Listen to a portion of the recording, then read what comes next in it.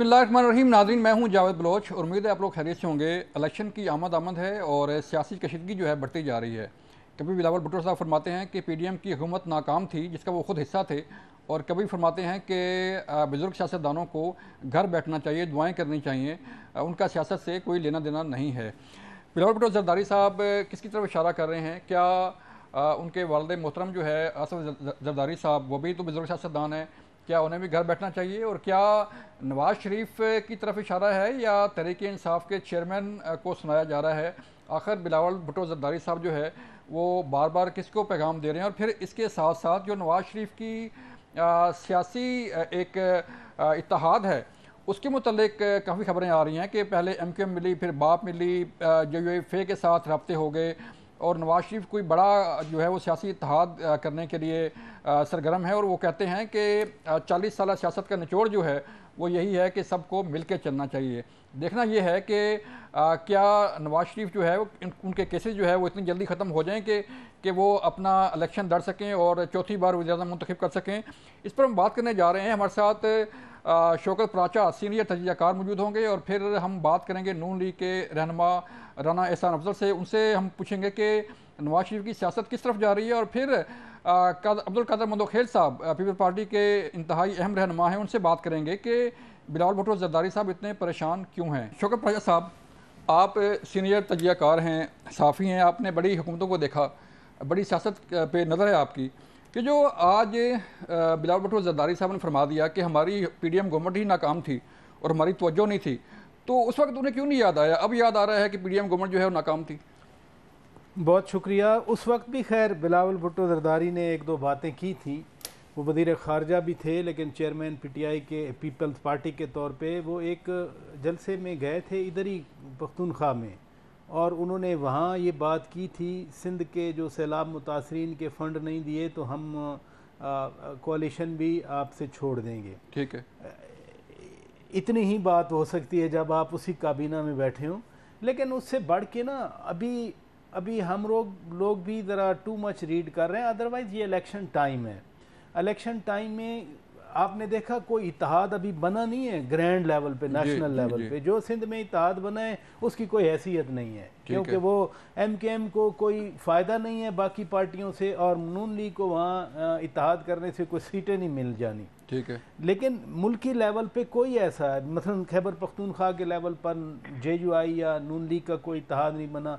Peoples party, ANP, Pakhtunkhwa से मुलाकात हुई ना उनकी, मुलाकातें, ये अच्छी बात है मुलाकातें होना। और जिसको हम अभी कह रहे हैं कि इख्तलाफात हैं, मैं समझता हूँ ये आदाब के दायरे में रहकर बातें हो रही हैं। किसी के बाप की तरफ उंगली नहीं उठाई जा रही, किसी को चोर नहीं कहा जा रहा, किसी को डाकू नहीं कहा जा रहा। वरना हमारे सामने 2012 से लेकर 2022 जो सियासत थी उसमें तो बड़ा कुछ वही ना, वो नहीं हो रहा। तो ये वाली हर पार्टी, मसलन बिलावल भुट्टो ज़रदारी आज चित्राल में एक हार्ट हॉस्पिटल, दिल के अस्पताल की बात करके आए। अब मियाँ साहब कह रहे हैं कि मेरा 40 साल सियासत का एक निचोड़ है कि आएँ मुत्तहिद होकर पाकिस्तान की खिदमत करें। मेरे लिए ये जो वाइब्स हैं, ये जो फीलिंग्स हैं, ये बड़ी अच्छी हैं। कम अज़ कम हम वो माँओं बहनों को घर में बैठ के जो गाली गलोच का एक कल्चर आया था वो तो नज़र नहीं आ रहा। ये ज़रूर है आप अपना मंशूर रखें, अपनी बात करें, क्योंकि ये कोई एक सियासी जमात तो है नहीं। नून लीग अलहदा है, JUI अलहदा है, ANP अलहदा है, पीपल्स पार्टी अलहदा है। हर एक की अपनी अपनी आइडियालॉजी है, हर एक का अपना अपना रीच आउट का एक अपना तरीक़ाकार है।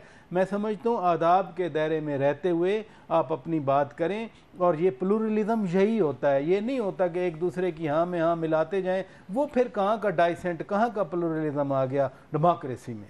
ठीक है, मैं कादर मंदोखेल साहब की बात जानना चाह रहा हूँ। मंदोखेल साहब, ये फरमाइएगा कि बिलावल साहब जो फरमा रहे हैं कि बुजुर्ग सियासतदान बैठे हैं घर में, तो इशारा किस तरफ है? ज़रदारी साहब भी तो बुजुर्ग सियासतदान हैं, तो क्या वो घर बैठेंगे? और नौजवान क़यादत से क्या मुराद है उनकी कि मुल्क का वज़ीर-ए-आज़म जो है बिलावल साहब को होना चाहिए? जिस तरह वो हुक्मरान बने थे और जिस प्लेटफॉर्म से आता है, मैं उसकी बात नहीं करूँगा। वो वज़ीर-ए-आज़म बन गए, वज़ीर-ए-आज़म बनने के बाद जो स्कैंडल निकले, अदालत ने सज़ा दी है, सज़ा होने के बाद वो मुल्क से शाही उस पर चले गए, मुल्क से शाही प्रोटोकॉल के साथ पाकिस्तान। और हमारी عدلیہ نے ان کو 6.5 سال بعد اس کی اپیل منظور کر کے کیس ختم کر دی. چلو ٹھیک ہے، ہو گیا ہوگا، غلطی ہے فلانا ہے.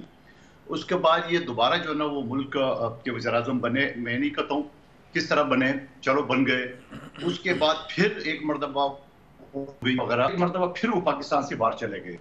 آپ مجھے بتاؤ پاکستان کی 77 سالہ تاریخ میں، انگریز کے 100 سالہ تاریخ میں، اور مجھے 30 سال ہو گئے سپریم کورٹ تک پریکٹس کرتے ہوئے، دنیا قانون دا کوئی جج میرے سامنے جو مجھے تیسرا مثال دے.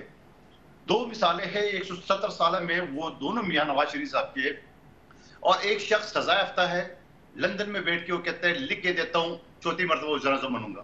ٹھیک ہے، وہ بھائی یہ کون سی سرخاب کے پر لگے ہوئے، یہ کون آدمی جو 4تھی مرتبہ سزا یافتہ ہونے کے باوجود وہ دعوے کر رہے کہ میں بنوں گا، اور بڑی بے شرمی سے پاکستان کا ایک کمشنر اسے مل رہے، اور بڑی بے شرمی سے ایک ڈی آئی جی جس کے کھڑے کھڑے اس کی بیلٹ اتارنا چاہیے وہ سلوٹ کر رہے. آپ مجھے بتاؤ، گویا میں اس کے اوپر نہیں جا رہا ہوں، اس کا کیس کیا ہے؟ سر سابق وزیر اعظم ہے، وہ ہے تو پاکستان کے اندر وہ مجرم ہے، تو سزا یافتہ. ایک سزا یافتہ شخص کو ایک ڈی آئی جی کس طرح سلوٹ مار سکتا ہے؟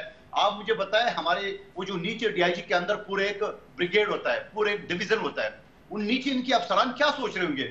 تو آپ مجھے بتا دو. اسی لیے بلاول صاحب بات کریں کہ یہ ملک میں جو ڈرامہ چل رہا ہے، یہ سزا یافتہ پھر وزیر اعظم، سزا یافتہ پھر وزیر اعظم، یہ جیل کیا غریبوں کے لیے بنے ہوئے؟ سر جس کو ووٹ ملیں گے وہی وہ بنے گا نا وزیر اعظم. وہ تو اپنے ووٹ کی بنیاد پر کہہ رہے ہیں کہ ہمیں اتنا ووٹ ملے گا کہ ہم وزیر اعظم بن سکتے ہیں. وہ کس بات کے ووٹ ملیں گے؟ جوتے پڑ گئے لاہور میں، آپ کو نہیں پتا؟ شہباز شریف صاحب کی گاڑی کا کیا ہوا، آپ کو نہیں پتا؟ وہ جنگ میں ان کے آدمی کے کپڑے نہیں اتار دیے. ابھی تو کراچی آنا باقی ہے. ایک شخص وزیر اعظم بنے، مفتی اسماعیل صاحب وزیر خزانہ بنے، دونوں میرے مقابلے میں الیکشن لڑے، 1 ٹکے کا کام نہیں کیا کراچی میں. اور جو کراچی پانی کی بوند بوند کو ترس رہے تھے، اس کے لیے K4 منصوبے کے لیے صرف 17 ارب روپے، اور K5 منصوبہ جہاں شہباز شریف صاحب کا اور میرے حلقے کا اور بلاول صاحب کے حلقے کے لیے 50 ارب روپے کا اسکیم K5، اس میں لیے 1 روپے نہیں رکھے، اور الیکشن کے لیے آ جاتا ہے میں کراچی سے الیکشن لڑوں. آ جاؤ نا بھائی. چلیں میں تو آپ کے توسط سے نواز شریف صاحب درخواست کروں، اس شخص کو بھیج دینا میرے مقابلے میں، پتہ چل جائے گا یہاں پہ. چلیں آپ کا چیلنج لکھ کے دیتا ہوں، ایک بھی کارکن NA242 کا بن گیا، ایک بھی شخص یہ بالکل آپ کا چیلنج آگے پیچھے الیکشن بھول جائیں گے. آپ کا چیلنج سر، آپ کا چیلنج آ گیا. مندو خیل صاحب، کب تک یہ ڈرامہ چلتا رہے گا؟ مندو خیل صاحب آپ کا چیلنج آ گیا. میں رانا صاحب کی طرف جانا چاہ رہا ہوں. رانا احسان صاحب، مندو خیل صاحب نے تو چیلنج کر دیا کہ آئیں اور الیکشن لڑیں جو ہے وہ کراچی سے، لیکن ایک سوال یہ بھی ہے کہ قادر مندو خیل صاحب جو ہے پانی کا جو ہے وہ کہہ رہے ہیں کہ پانی نہیں دے سکے. تو سندھ میں گورنمنٹ تو سندھ گورنمنٹ کی تھی، پیپل پارٹی کی گورنمنٹ تھی، CM ان کے تھے، ساری مشینری ان کی تھی، اور وہ پانی فیڈرل گورنمنٹ سے مانگ رہے ہیں.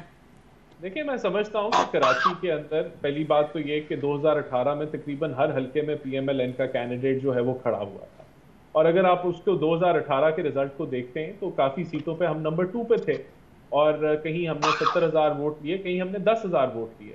تو اب یہ جو ہمارا ایک الیکٹورل الائنس ہے یا سیٹ ایڈجسٹمنٹ میں اگر وہ ٹرانسلیٹ ہوتا ہے، تو جہاں انہی کا حلقہ جو ہے جہاں 2018 میں ہم 750 ووٹوں سے ہارے تھے فیصل واڈا سے، وہاں اگر MQM کا ووٹ آپ ایڈ کر لیں تو ہم نمبر 1 بن جاتے ہیں. اور پہلے PTI کا جو ووٹ تھا وہ تقسیم ہوا تھا، MQM کا ووٹ تقسیم ہوا، وہ PTI کی طرف گیا. تو اب وہ بھی کیونکہ پارٹی بکھر چکی ہے تو وہاں MQM بھی گین کرے گی. تو میں سمجھتا ہوں کہ PMLN صرف اس نمبر گیم کے اندر اب بہتر پرفارم کرے گی جو الائنس ہمارا MQM کے ساتھ ہوا ہے. باقی دیکھیں سب جانتے ہیں کہ ہماری ایک کریڈیبلٹی ہے. PMLN نے 13-18 میں پرفارم کیا. یہ جو 16 مہینے گزرے ہم نے اس ملک کو ڈیفالٹ سے بچایا. چاہے بجلی کے منصوبے ہوں وہ صرف ایک ایریا سینٹرک نہیں تھے، ان کا فائدہ پورے پاکستان کو ہوا. LNG کا ٹرمنل لگا، اس کا فائدہ پورے پاکستان کو ہوا. بالکل کراچی کے اندر PMLN براہ راست زیادہ نہیں کر سکی کیونکہ ڈیولپمنٹ ہو، چاہے ایجوکیشن ہو، ہیلتھ ہو، لا اینڈ آرڈر ہو، تو وہ زیادہ تر صوبائی جو ہیں سبجیکٹس ہیں. لیکن اس کے باوجود 13-18 میں ہم نے ٹوٹلی طور پہ ٹرن اراؤنڈ کی سندھ کی، کراچی کی لا اینڈ آرڈر سچویشن. تو اس بیسس پہ ہمیں 2018 میں بھی ووٹ پڑا، لیکن 2018 میں سب جانتے ہیں کہ ایک جماعت کو جتانا تھا. اب وہ معاملہ نہیں ہے، تو ہم انشاءاللہ سمجھتے ہیں کہ خاص کر کے جو ایم کیو ایم کے ساتھ ایک الائنس ہوئی ہے اور ممکنہ طور پہ وہ سیٹ ایڈجسٹمنٹ میں ٹرانسلیٹ ہوگی تو ہمیں بڑا اس سے بینیفٹ ہوگا، اور آپ دیکھیں گے کہ کراچی میں ایک میجورٹی کے ساتھ ہم وہاں سے ضرور سیٹیں نکالیں۔ چلیں سر، مجھے ایک بریک کے لیے کہا جا رہا ہے، ملتے ہیں ایک بریک کے بعد، دوبارہ آئیں گے تو بات کریں گے کہ جو پیپلز پارٹی کا بیانیہ ہے اس پہ کس حد تک لوگ یقین کریں گے، اور نون لیگ جو بیانیہ لے کے آ رہی ہے وہ کس حد تک کامیاب رہے گا۔ ملتے ہیں بریک کے بعد۔